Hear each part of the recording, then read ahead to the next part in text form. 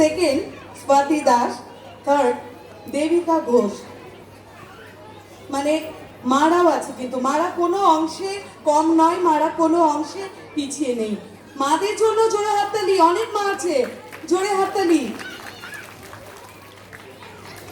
ফার্স্টকে দেখতে পাচ্ছি, সেকেন্ডকে দেখতে পাচ্ছি, থার্ড কই?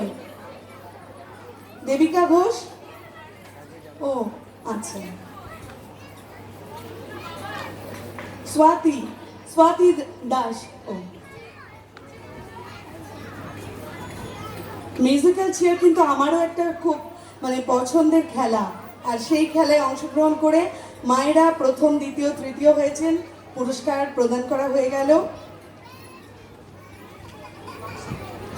এটা তিলক মঞ্জুরির বার্ষিক পিকনিকে এই ইভেন্টগুলো হয়েছিল, সেগুলোর পুরস্কার আমরা প্রদান করে দিলাম।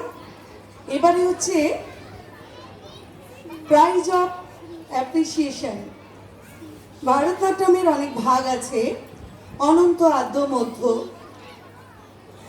পূর্ণ। আমি এত ভালো জানি না, সেজন্যই বললাম। তো আমরা এবার ডেকে নেব অনন্তে।